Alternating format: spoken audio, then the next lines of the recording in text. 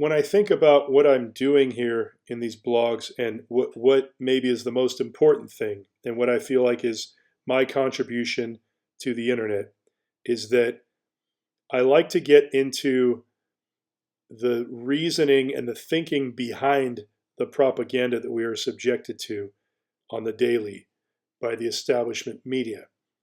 And so I wanted to talk about this Charlie Kirk assassination a little bit more because I'm seeing that the establishment media is pushing this and they keep adding things. Now they've got this Candace Owens story about someone associated with Charlie Kirk having given her a call and saying, oh, you were supposed to be the one that was assassinated or whatever. The whole thing just has this fake feeling of like, this is bullshit being shoved in your face to distract you from something. And I liked Charlie Kirk. I followed him a little bit, but I always felt like there was something a little bit off about the way he was presented. The way it was all just, he just seemed a little too perfect, a little too well funded, a little too, I don't know. I can't put my finger on it. I can watch videos of him talking and I can say, yes, that makes a lot of sense. He seemed like a very good guy. And some of you out there might hate Charlie Kirk. I don't know. I mean, I feel like the majority of my audience are fake Google bots, to be honest. So if I'm talking to the bots, then fine. I'll observe the bot's reaction and I will report my findings. And that's satisfying to me because even if there's only a few humans out there watching this, if I can turn you on to the perspective of observing how the propaganda is fed to us, I think that's the level we need to be on because, since the Kennedy assassination, the concept of the conspiracy theorist we're watching it sort of go mainstream now, okay? So that means that in order for the establishment media to make their propaganda effective, they have to go one level deeper. So now the establishment media has gotten to the point where they're getting involved with the conspiracy material more than they used to. They're acknowledging it more, but they're getting down there in the ditches with us and they're mixing up information in there to muddy the waters. And so we have to go a level deeper and we have to say, every time you see the media pushing something, you have to ask yourself, why are they pushing this? Why are they promoting this? And this Charlie Kirk story, like I said in the first video I did on Charlie Kirk, I was kind of surprised that this many people seemed to even know who the guy was. I don't think a lot of people did know who the guy was outside of the, kind of conservative movement and the extremely anti-conservative movement. Outside of that, I don't know how many, your average Joe people really paid attention much to who the guy was. I think that who he was is being promoted in the media more because there's something about this assassination that the media wants to push having to do with propaganda. So I want to analyze this whole thing about the film Snake Eyes. There's this connection that's being made between Charlie Kirk's assassination and this film Snake Eyes. Now, I'm not going to sit here and break down all of the connections. There's no question in my mind that there is a connection between the plot of this film and Charlie Kirk. I mean, there's a guy in this film. This is a 1997 film, I think it is.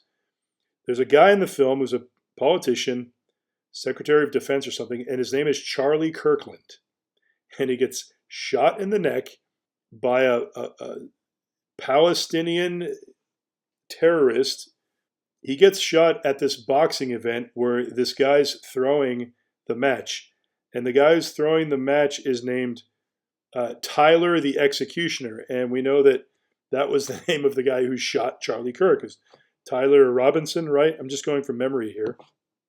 Yeah, Tyler Robinson. So, I mean, I'm not going to sit here and give you a bunch of bullet points. I'm going to give you enough to where you can go and look it up and verify it for yourself, because there's actually a lot of videos out there that are like my videos. They're like some guy breaking it all down in the symbolism, but they're not done crude. They're done very professionally and very clean, and the guy has a nice voice, and he's obviously reading from a script. And, these are individuals that are imitating people like me. And I'm not trying to give myself credit. I'm just trying to break down what's going on here, what this all means. The fact that YouTube is pushing, the fact that the establishment media is pushing this conspiracy theory, which, and when I say that it's a conspiracy theory, I'm not trying to lessen the fact that it's pretty verifiable that there is a connection between this film, Snake Eyes, and the Charlie Kirk assassination. But what none of these videos are talking about, this is key, this is very important, okay? They're all talking about the connections between the stories, the names, the date. This event, this fight that occurs in this film occurs on 9/10. And that's debated. People are out there debating whether, is it 9/10 or is it 9/19? That's a waste of time, okay? The important question is, why is this conspiracy being promoted by the establishment media? Why is it being promoted? Why do they want us thinking about this connection here? All right, there's a picture of it right there. Does it say September 19th? Does it say September 10th? Actually, I think it does say that September 19th now that I'm looking at it. But it could be, let me just get to the point here, all right? What I think, and it's just a theory, I think that the quote-unquote murder of Charlie Kirk was actually modeled after the movie and not the other way around. I don't think most of us have any idea the degree to which the events we see in the news and stuff are contrived, are artificially put together to make us believe certain things. And it's impossible for anyone to sort it out. I mean, I don't know. I don't have all of the ins and outs, all of the details ironed out and fleshed out. But I do think that the entire Charlie Kirk assassination, and maybe his entire life, was some type of psyop. And this gets very tricky and very complicated because I kind of feel like Charlie Kirk really believed in what he was doing. I want to believe that. The phrase mind control doesn't often come up in mainstream establishment media. And I think there is a very important reason for that, because the phrase mind control is the key to pick the lock of a lot of the chaos that we see. Because when you start thinking about mind control, the idea that someone's mind can be controlled, that there's a science behind how the brain works and how you can compartmentalize it in different sections, and someone can have multiple personality disorder. They can actually believe they're one person 1 minute and then believe there's someone else the next. If you've known someone who's mentally unstable, or someone who's a little crazy, or someone who behaves in an erratic manner, okay, we all have encountered someone like that. The fact that you know that there are really crazy people out there in the world, well, there's someone out there who has observed quote unquote crazy people and thought, well, how did this person become crazy? What is the science behind that? And how can I actually control the manner in which that person is crazy to the nth degree, to the point where I can actually turn them on and off like a switch? This is a whole science. And this is what you never hear about when it comes to events like this. And this is the problem, because once the phrase mind control enters the conversation, it opens a line of questioning that I think is a lot more productive, gets us a lot closer to finding an answer and to prevent these types of events from occurring. When we're sitting here talking about all the similarities between, what happened to Charlie Kirk and a film like Snake Eyes, that's all really entertaining and cool, but it's a distraction. Who is Tyler Robinson? Who's this guy's father? What was his childhood? Why did he do what he did? I mean, some of you might know who follow these stories, but in general, we really don't know why he did this. why does a kid like this go and just assassinate someone? I mean, we don't have any answers. And instead of demanding those answers, we're sitting here making comparisons to this event to a movie, like, look, I'm Mr. Conspiracy guy here, okay? And you would think I'd be the one to be like, yeah, let's talk about the connections to the movie Snake Eyes. Well, I am talking about that, but at the same time, I can acknowledge that I think this is a big distraction. I think the real questions need to be, who the hell is Tyler Robinson really? Did he really do it? How the hell was he allowed to do this?